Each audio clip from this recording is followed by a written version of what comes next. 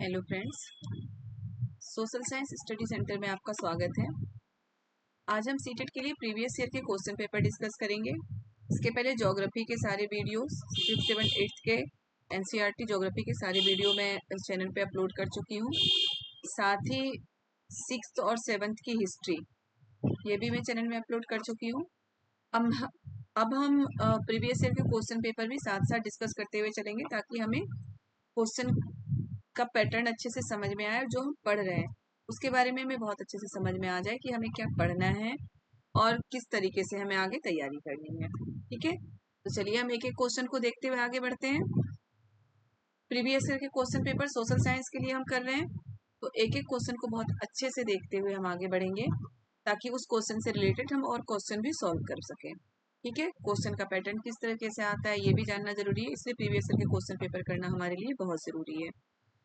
और अभी तक जिन्होंने हमारे चैनल को सब्सक्राइब नहीं किया प्लीज चैनल को सब्सक्राइब कर दें, लाइक करें, वीडियो पसंद आए तो वीडियो को लाइक करें, शेयर करें और साथ ही साथ ज्यादा से ज्यादा कमेंट करें। ठीक है, चलिए देखते हैं। क्वेश्चन नंबर फर्स्ट है, डॉल्फिन के बारे में दिए गए ABC कथनों पर विचार कीजिए और सही विकल्प का चयन कीजिए। डॉल्फिन एक मछली होती है, सभी को पता है। तो इनमें क्या है कि ABC आपको मैं पहले ही हर वीडियो में बताती हूँ कि अब जो डायरेक्ट क्वेश्चन बहुत कम पूछे जाते हैं, क्वेश्चन ऐसे घुमा के पूछा जाता है और ये कॉन्सेप्ट वाले क्वेश्चन ज्यादा पूछे जाते हैं, ये जानने के लिए कि आपने मतलब कि आपको रटना नहीं है, कोई भी चीज आपको रट के याद नहीं करना है, बल्कि आपको उसके एक एक पॉइंट को समझ के याद करना है। ठीक है, तो देखिए क्या है, डॉल्फिन के बारे में दिए गए ABC कथनों पर विचार कीजिए, सही विकल्प का चयन कीजिए। ए है गंगा और ब्रह्मपुत्र नदी। गंगा और ब्रह्मपुत्र नदी के, देखिए ए हमारा क्या है, गंगा और ब्रह्मपुत्र नदी के अलवन जल में डॉल्फिन पाई जाती है। गंगा और ब्रह्मपुत्र नदी के अलवन जल में डॉल्फिन पाई जाती है, बिल्कुल सही है। डॉल्फिन की विशेषता देखिए क्या है कि वो अलवन नदी मतलब कि जो शुद्ध पानी का क्षेत्र होता है, यानी कि जहाँ पे मीठा पानी होता है वहां पे डॉल्फिन होता है। डॉल्फिन रहने से ये पता चलता है कि वहां का पानी शुद्ध है, मतलब शुद्ध पानी में ही डॉल्फिन पाई जाती है। ठीक है, गंगा और ब्रह्मपुत्र नदी के अलवन जल में डॉल्फिन पाई जाती है, सही है। डॉल्फिन अभ्यारण्य बिहार राज्य में अवस्थित है, ये भी सही है कि डॉल्फिन जो अभ्यारण्य है वो बिहार राज्य में अवस्थित है। डॉल्फिन की स्थिति से जल की शुद्धता का पता चलता है, ये भी सही है। तीनों ही सही है कि गंगा ब्रह्मपुत्र के अलवन जल में डॉल्फिन पाई जाती है।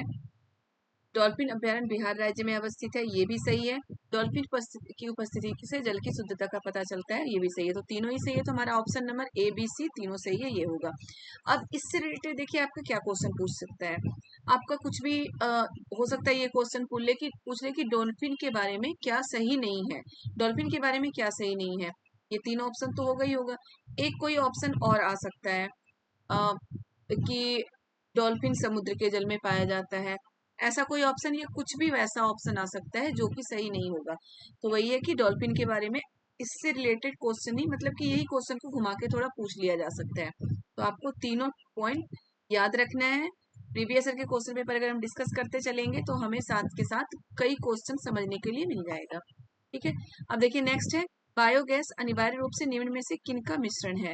बायोगैस किस किस का मिश्रण है, मीथेन और कार्बन डाइऑक्साइड का मिश्रण है।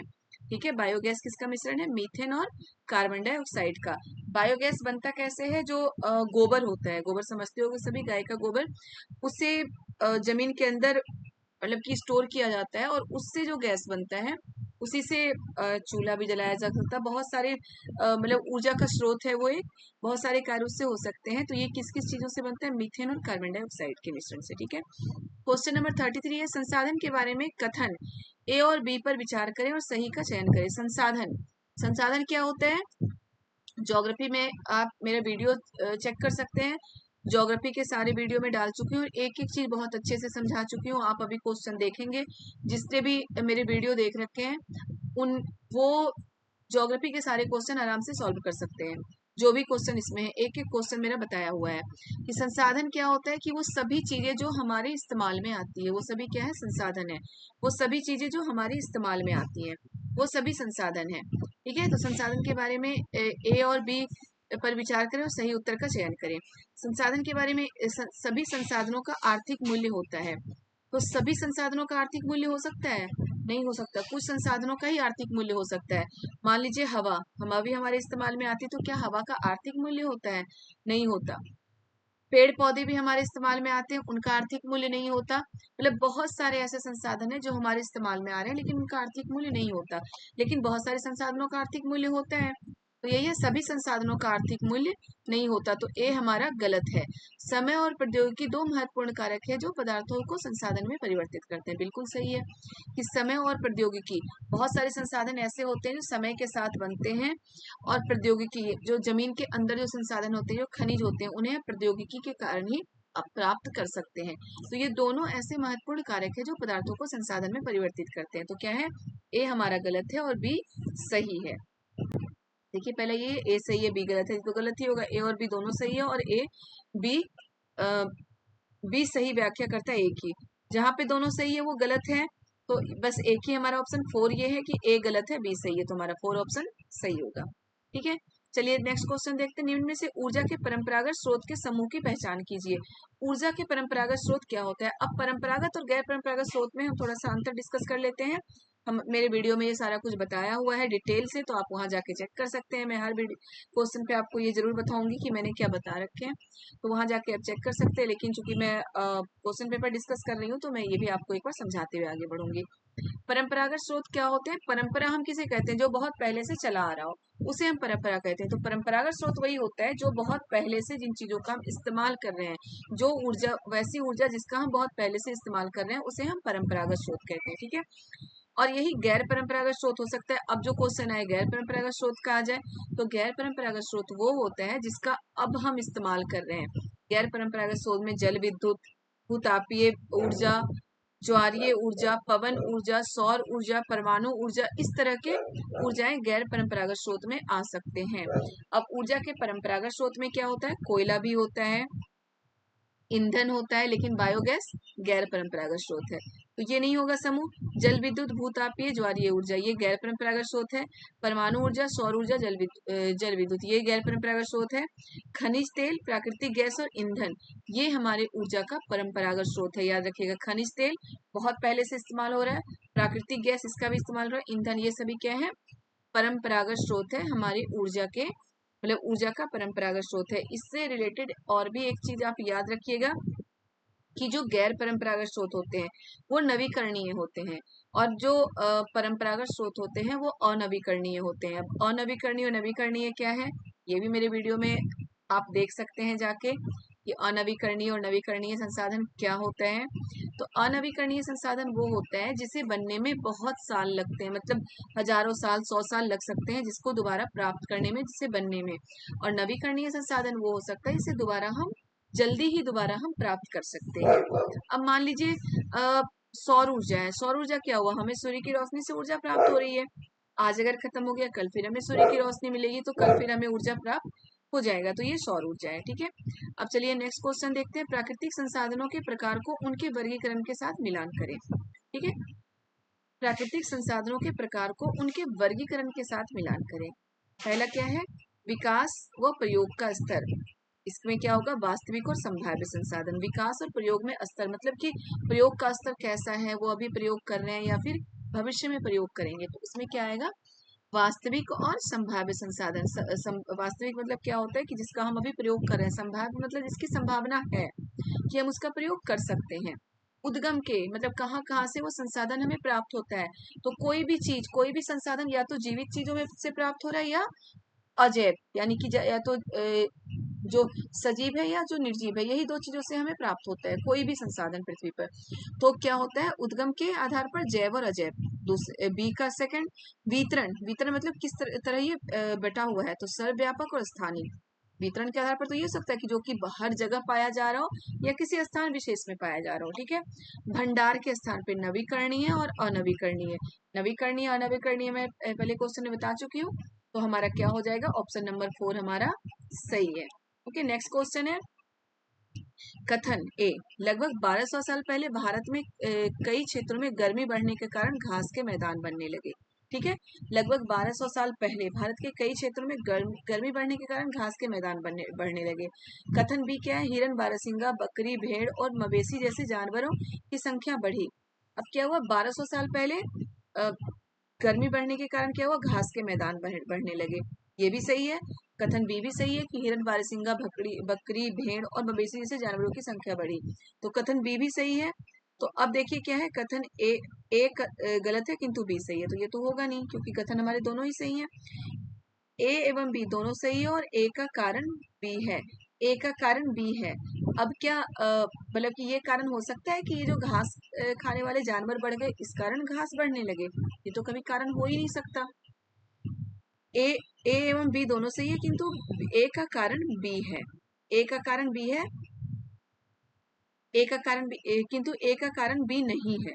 ये है ना, ए और बी दोनों सही किंतु ए का कारण बी नहीं है। तो ए का कारण बी नहीं है बल्कि बी का कारण ए है। ये अगर आता तो ये सही होता कि बी का कारण ए है कि ये जो मतलब कि शाकाहारी जीवों की संख्या इसलिए बढ़ी क्योंकि घास के मैदान बढ़ गए थे, इसलिए शाकाहारी जीवों की संख्या बढ़ गई। तो हमारा ऑप्शन नंबर 3 सही होगा क्योंकि 4 में क्या है, ए सही है किंतु बी गलत है। हमारा दोनों ही सही है, पहले बोल चुकी हूँ। और ए का मतलब बी का कारण ए है। तो ये हमारा ऑप्शन नंबर 3 सही है। अब नेक्स्ट क्वेश्चन है, पुरा स्थलों के संदर्भ में निम्नलिखित में से कौन सा सही है? पुरा स्थल के संबंध में जो पुराने स्थल होते हैं वह स्थान जहां वस्तुओं के अवशेष मिलते हैं। बिल्कुल सही है ये कि वह स्थान जहां वस्तुओं के अवशेष मिलते हैं उसे ही तो पुरा स्थल बोलते हैं। कि ये केवल जमीन के ऊपर ही पाए जाते हैं। गलत है, केवल जमीन के ऊपर नहीं पाया जाता। पुरा स्थल यानी वस्तुओं के अवशेष जमीन के अंदर ज्यादातर मिलते हैं। ज्यादातर जो पुरा स्थल होते हैं जमीन के अंदर की खुदाई से ही प्राप्त हुआ है। ये केवल जमीन के अंदर ही पाए जाते हैं। ये भी गलत है, केवल जमीन के अंदर नहीं पाए जाते, जमीन के ऊपर भी पाए जाते हैं। ये समुद्र और नदी के तल में कभी नहीं पाए जाते। ये भी गलत है, समुद्र और नदी के तल में बहुत सारे पुरा स्थल पाए गए हैं, पाए जा रहे हैं। तो हमारा ऑप्शन नंबर ए सही होगा कि वह स्थान जहां वस्तुओं के अवशेष मिलते हैं उसे हम पुरा स्थल कहते हैं। वो जमीन के अंदर भी मिल सकता है, जमीन के बाहर भी मिल सकता है, समुद्र में भी मिल सकता है, नदियों में भी मिल सकता है, हर जगह मिल सकता है। ठीक है, तो उसे हम पुरा स्थल कहते हैं। क्वेश्चन, नेक्स्ट क्वेश्चन, हड़प्पा सभ्यता के लोग बनाते थे। हड़प्पा सभ्यता के लोग, ये याद करिएगा जब मैं हड़प्पा सभ्यता 6 की एनसीईआरटी आपको पढ़ा रही थी मैं हिस्ट्री, उस समय मैंने इस पे बहुत ध्यान से आपको नोट्स बनाने के लिए बोला था कि हड़प्पा के लोग क्या क्या बनाते थे। इस पर आपको नोट्स बनाना है। पत्थर की मुहरें बिल्कुल बनाते थे। पीले रंग के डिजाइन किए गए पात्र ये नहीं बनाते थे हड़प्पा सभ्यता के लोग। लोहे की तकलियां नहीं बनाते थे, वो लकड़ी की तकलियां बनाते थे। याद करिए जब मैंने पढ़ाया था तो उसमें ये बताया गया था चैप्टर में हड़प्पा सभ्यता का कि वहां पे मतलब तकलियों के अवशेष तो नहीं मिले हैं लेकिन उसके खिलौने मिले हैं। मतलब कि तकलियों के बने थे हल या फिर उस तरह के खिलौने मिले हैं जिससे पता चलता है कि हड़प्पा सभ्यता के लोग तकलियों का इस्तेमाल करते थे। तो लोहे की नहीं लकड़ियों की तकलियां बनाई जाती थी। सोने के बर्तन बिल्कुल बनाए जाते थे, उस समय सोने के बर्तन आभूषण सभी बनाए जाते। तो ए और डी हमारा सही है, ऑप्शन नंबर 1 सही होगा, केवल ए और डी। ठीक है, अब नेक्स्ट देखते हैं, एक महापाषाण कब्र में 2 कंकालों के अवशेष थे। इन दोनों से महिला के कंकाल का अनुमान लगाने हेतु देखना होगा। क्या देखना होगा? हड्डियों की संरचना। हड्डियों की संरचना से ही हमें महिला और पुरुष के बारे में पता चलता है कि हड्डियों की जो कमर की हड्डी होती है वो थोड़ी चौड़ी होती है। कंकालों के साथ मिले आभूषण आप पढ़ चुके हो। जब मैं महापाषाण कब्रों के बारे में पढ़ा रही थी तब मैंने ये भी बताया था आपको कि उस समय पुरुष भी आभूषण पहनते थे, महिला और पुरुष दोनों आभूषण पहनते थे। तो इससे हमें ये क्लियर नहीं होता कि मतलब कि आभूषण से कि ये सिर्फ महिला ही है या पुरुष है। कंकालों के आकार, कंकाल के आकार तो कुछ भी हो सकते हैं ना, हो सकते हैं महिला भी कोई लंबी और पुरुष भी कोई हाइट के कुछ भी हो सकती है। कंकालों के साथ मिले खाना पकाने के बर्तन, तो खाना पकाने के बर्तन क्या खाना सिर्फ महिला ही खाती है, पुरुष नहीं खाते? पुरुष भी खाते हैं। तो ये भी हमारा गलत है, ये भी हमारा गलत है। ऑप्शन नंबर बस ये सही है, हड्डियों की संरचना। ठीक है, हड्डियों की संरचना से हमें पता चलता है कि वो महिला का कंकाल है या पुरुष का कंकाल है। ऑप्शन नंबर 4 सही होगा, केवल ए। ठीक है, नेक्स्ट क्वेश्चन है, भारत प्रारंभिक काल की शुरू करके आरोही क्रम में निम्नलिखित को सजाएं। प्रारंभिक काल से शुरू करके आरोही काल में वेदों की रचना की शुरुआत। वेद, 4 वेद जो हमारे हैं मैं पढ़ा चुकी हूँ आपको। 4 वेद हैं, ऋग्वेद, सामवेद, यजुर्वेद और अथर्ववेद। वेदों की रचना की शुरुआत सबसे पहले हुई थी। महापाषाणों के निर्माण की शुरुआत, इनाम गांव में कृषकों का निवास और चरक, ये बिल्कुल सीरियल नंबर से दिया गया। सबसे पहले वेदों की रचना की शुरुआत हुई थी, उसके बाद महापाषाणों के निर्माण की शुरुआत हुई थी, फिर इनाम गांव में कृषकों का निवास हुआ था, फिर चरक। ओके, तो याद रखिएगा ये जो हमारा सीरियल नंबर से ही है। तो हमारा ऑप्शन नंबर 4 इसमें सही होगा। अब नेक्स्ट क्वेश्चन है, हाल के काल से शुरू करके अवरोही क्रम में सजाएं। हाल के, ये तो आरोही क्रम में था बढ़ते हुए, हाल के काल से शुरू करके अवरोही क्रम में पीछे घटते हुए जाना है हमें, ठीक है। लोहे के प्रयोग में बढ़ोतरी, नगर आहत सिक्के, उपमहाद्वीप में लोहे के प्रयोग की शुरुआत, अरिकामेडु पत्तन में बसना, संगम साहित्य की रचना की शुरुआत। सबसे पहले इसमें क्या होगा, अरिकामेडु पत्तन में बसना, मतलब सबसे पहले क्या हुआ, सबसे बाद में, यानी कि इसमें अवरोही क्रम में हमें उल्टा चलना है। तो सबसे लास्ट में क्या था, अरिकामेडु पत्तन में बसना। उसके बाद संगम साहित्य की रचना की शुरुआत, संगम साहित्य की रचना हो रही थी। उससे पहले क्या होता, संगम साहित्य की रचना से पहले लोहे के प्रयोग की बढ़ोतरी, आहत सिक्के, फिर क्या हुआ, मतलब कि लोहे के प्रयोग की बढ़ोतरी हुई और आहत सिक्के बनने लगे। फिर है उपमहाद्वीप में लोहे के प्रयोग की शुरुआत, सबसे लास्ट ये है। अब देखिए हम उल्टा थोड़ा सा देखते हैं कि लोहे के प्रयोग की शुरुआत हुई थी ना, उसके बाद ही तो बढ़ोतरी होगी, ऐसा तो नहीं पहले बढ़ोतरी हो जाए फिर शुरुआत हो। तो सबसे पहले हमारा यही आएगा, लोहे के प्रयोग की शुरुआत। तो सबसे पहले का मतलब है सबसे लास्ट में, ओके, यहाँ पे सबसे लास्ट में आएगा। तो बी सबसे लास्ट में, अगर हम ऐसे भी देखते तो हमारा बी सबसे लास्ट में, तो ये हम ऑप्शन चुन लेते, लेकिन फिर भी हमें और भी कॉन्सेप्ट क्लियर करना है कि लोहे के प्रयोग की शुरुआत हुई, फिर लोहे के प्रयोग में बढ़ोतरी होने लगी, ठीक है। तो पीछे से ही हम चल रहे हैं, बी के बाद ए होना चाहिए। फिर क्या है, अरिकामेडु पत्तन में बसना और संगम साहित्य की रचना। तो पहले संगम साहित्य की रचना हुई थी, फिर अरिकामेडु पत्तन में बसना हुआ था, तो डी और सी, तो हमारा ऑप्शन नंबर 2 सही है। चलिए अब हम देखते हैं नेक्स्ट क्वेश्चन, चोल मंदिर धार्मिक, सामाजिक और सांस्कृतिक जीवन के केंद्र थे। चैप्टर में पढ़ा चुकी हूँ बेटा, ये वाला बहुत अच्छे से मैंने जो भी पॉइंट थे मैं हमेशा बोलती रहती थी, आप पॉइंट बनाएं, आप इसके मतलब पॉइंट लिखते जाएं, नोट्स बनाते जाएं। तो अभी जो भी बच्चे मेरा वीडियो देख रहे होंगे उन्हें ये जरूर पता चल गया होगा कि मैं क्यों नोट्स बनाने के लिए बोलती थी और बार बार उन चीज़ों पे क्यों ध्यान देने के लिए बोलती हूँ, कि नोट्स बनाएंगे तभी ये क्लियर हो पाएगी आपकी हर चीज़ें, ठीक है। चोल मंदिर धार्मिक, सामाजिक और सांस्कृतिक जीवन का केंद्र था, बिल्कुल सही है। चोल कैसी प्रतिमाएं देवी देवताओं की ही की थी, पर कुछ प्रतिमाएं भक्तों की भी थी, ये भी सही है, ए भी सही है और बी भी सही है। चोल मंदिर धार्मिक, सामाजिक और सांस्कृतिक जीवन का केंद्र था, सही है। और वहाँ जो प्रतिमाएं थी वो देवी देवताओं के साथ भक्तों की भी थी। अब जो पढ़ा हुआ नहीं है उन्हें क्या लगेगा, जिसने नहीं पढ़ा वो चैप्टर या जिसने वीडियो नहीं देखा उन्हें क्या लगेगा कि प्रतिमाएं जब मंदिरों में होती है तो देवी देवताओं की होती है, भक्तों की प्रतिमाएं कहाँ होती है, तो बी हमारा गलत होना चाहिए। लेकिन वहां पे भक्तों की भी प्रतिमाएं बनाई जाती थी, इस पॉइंट को मैंने अंडरलाइन करवाया था कि इस पॉइंट को बहुत अच्छे से याद रखना कि वहां पे भक्तों की भी प्रतिमाएं बनवाई जाती थी। तो क्या है, ए गलत है किंतु बी सही है, हमारा दोनों ही सही है, तो ये तो गलत ही होगा। ए एवं बी दोनों सही है और ए का स्पष्टीकरण भी है, किसी का स्पष्टीकरण इसमें कुछ नहीं है, दोनों अपना सही है, लेकिन किसी का कोई स्पष्टीकरण नहीं है।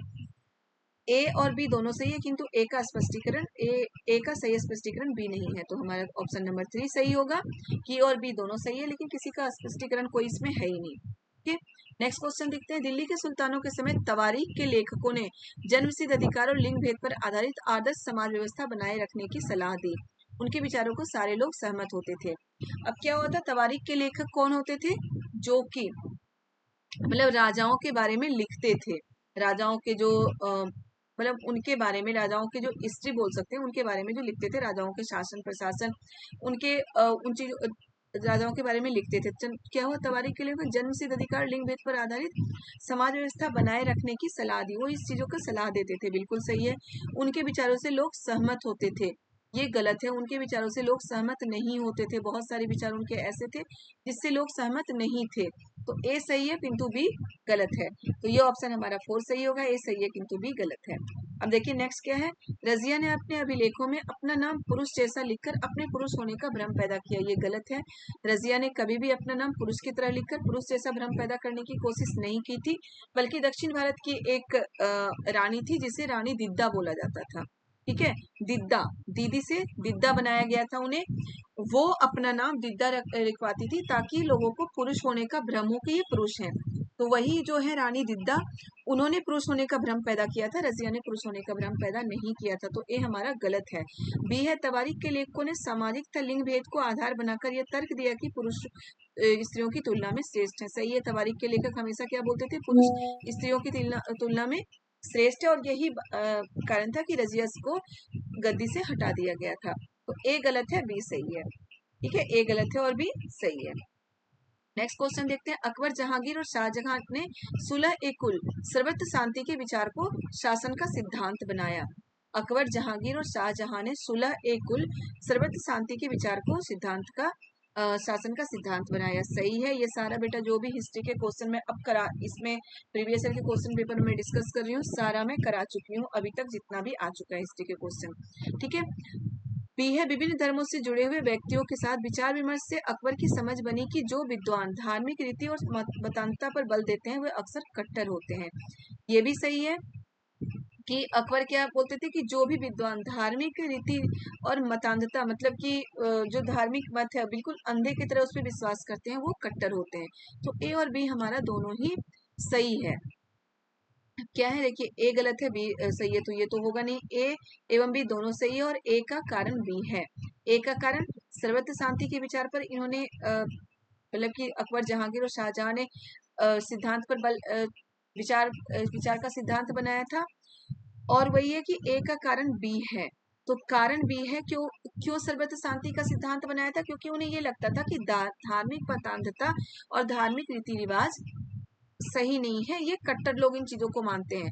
तो यही है कि बी था, बी को देख के ही उन्होंने ए का किया था, यानी कि सर्वत्र शांति के सिद्धांत को बनाया था। तो यही है कि ए और बी दोनों सही है और ए का कारण बी है। नेक्स्ट क्वेश्चन है, दिल्ली के सुल्तानों और मुगल के काल में श्रेणीबद्ध समाज ज्यादा सरल हो गया। दिल्ली के सुल्तानों और मुगलों के काल में श्रेणीबद्ध समाज ज्यादा सरल हो गया। अब दूसरा क्या है, जनजातीय समाज कई असमान वर्गों में विभाजित नहीं था। जनजातीय समाज कई असमान वर्गों में विभाजित नहीं था। सही है। जनजातीय समाज असमान वर्गों में कभी विभाजित नहीं हुआ है, तो बी सही है। लेकिन ये गलत है कि दिल्ली के सुल्तानों और मुगलों के काल में श्रेणीबद्ध समाज ज्यादा सरल हो गया। श्रेणीबद्ध समाज ज्यादा जटिल हो चुका था इस समय। ठीक है, तो हमारा क्या है, ए गलत है किंतु बी सही है। ऑप्शन नंबर 1 सही होगा। अब नेक्स्ट देखिए, बहादुर शाह जफर ने मुखियाओं और शासकों को चिट्ठी लिखकर अंग्रेजों से लड़ने के लिए भारतीय राज्यों का एक संघ बनाने का आह्वान किया। कब किया था? 1857 की क्रांति के समय। बहादुर शाह जफर मुगलों के अंतिम बादशाह थे। ठीक है, अंतिम शक्तिशाली बादशाह कौन थे, ये आप कमेंट में बताएंगे। 2 क्वेश्चन आता है कि मुगलों के अंतिम शक्तिशाली बादशाह कौन थे और अंतिम शक्तिशाली मुगल बादशाह कौन थे और अंतिम मुगल बादशाह कौन थे। ये दोनों अलग अलग क्वेश्चन है। अंतिम मुगल बादशाह बहादुर शाह जफर थे और अंतिम शक्तिशाली मुगल बादशाह कौन थे, ये आप मुझे कमेंट में बताएंगे। ठीक है, तो बहादुर शाह, ये बिल्कुल सही है कि बहादुर शाह जफर ने मुखियाओं और शासकों को चिट्ठी लिखकर अंग्रेजों से लड़ने के लिए भारतीय राज्यों का एक संघ बनाने का आह्वान किया था।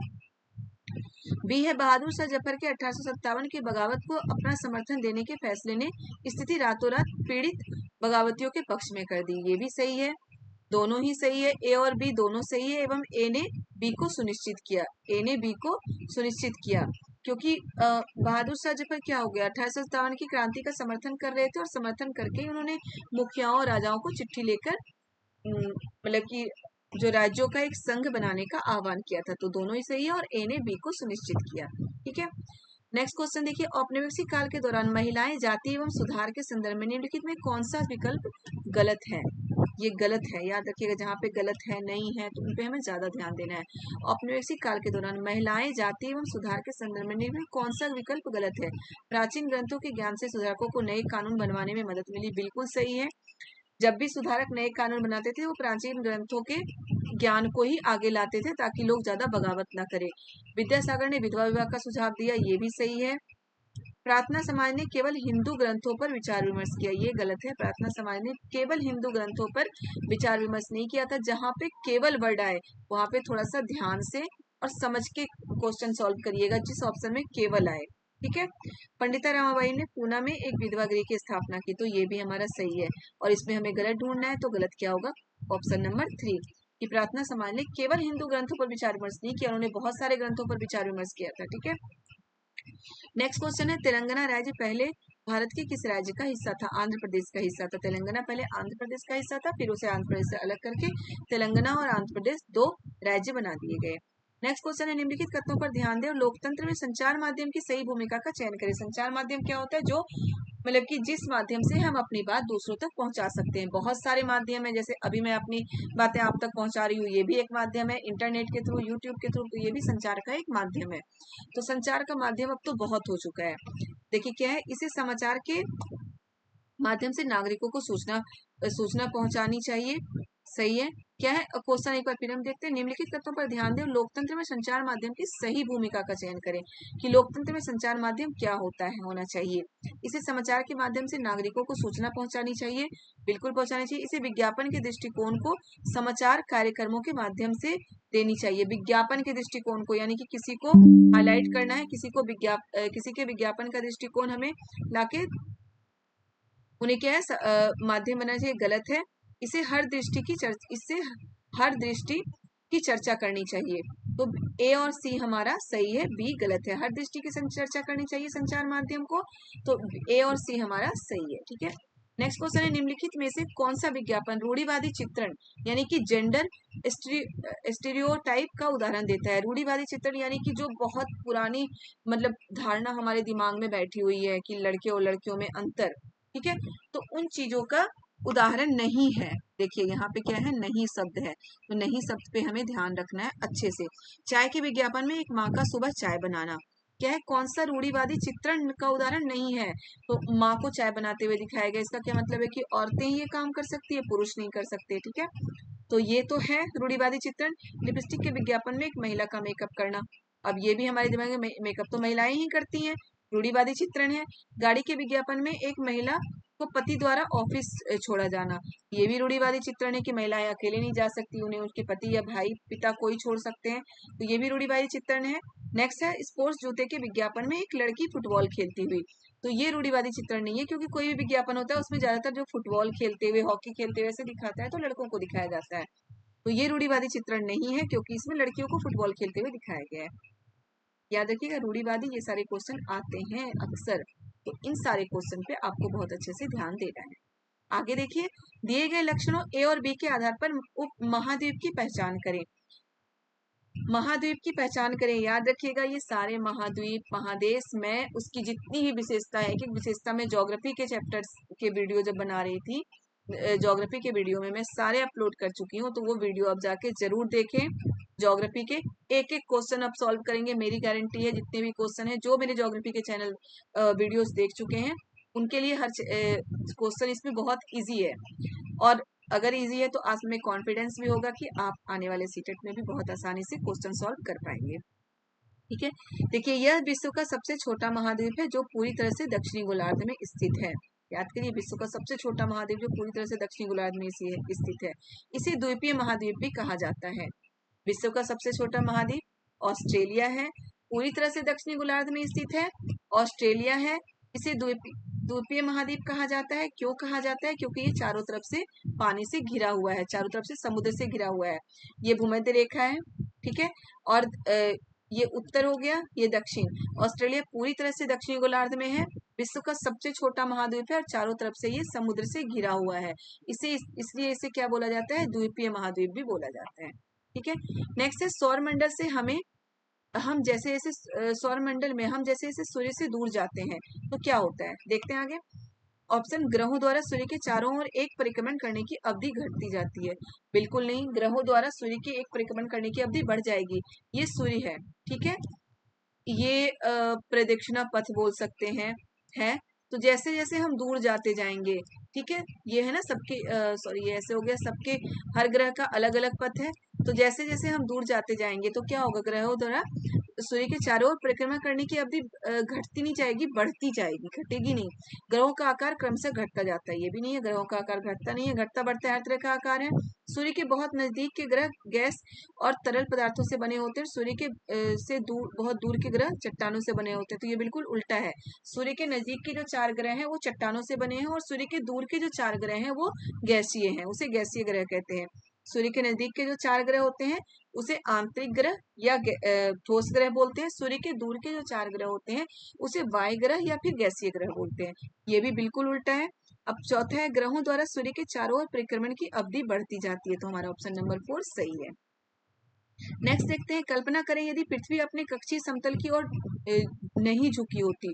अगर पृथ्वी अपने कक्षीय समतल की ओर नहीं झुकी होती, ठीक है, अगर ऐसा है और पृथ्वी थोड़ी सी झुकी नहीं होती तो क्या होता, प्रदीप्ति वृत्त और देशांतर रेखाएं एक दूसरे से मिल जाती। बिल्कुल सही है।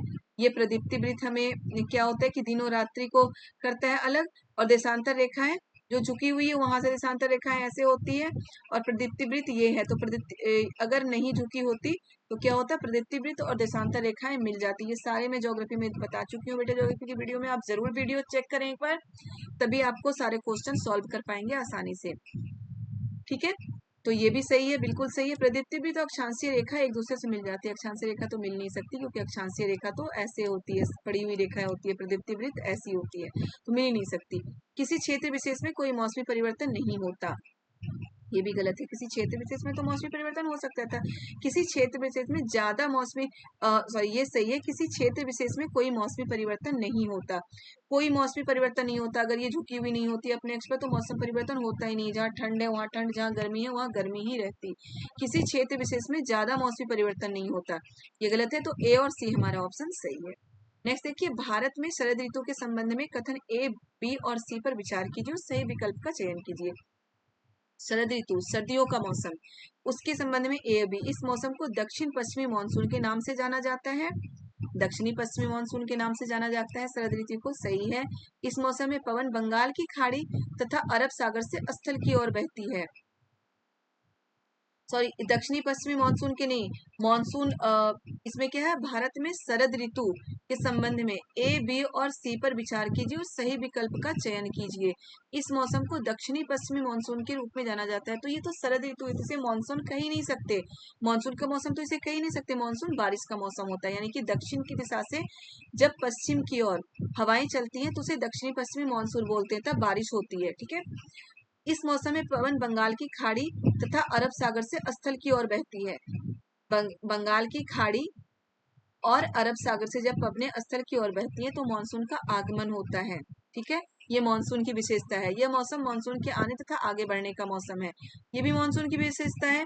तीनों ही हमारी मानसून की विशेषता है। कोई भी शरद ऋतु के संबंध में कथन सही नहीं है, कोई भी शरद ऋतु की विशेषता नहीं है। तो ए बी और सी तीनों ही गलत हैं, ए बी और सी सभी गलत है।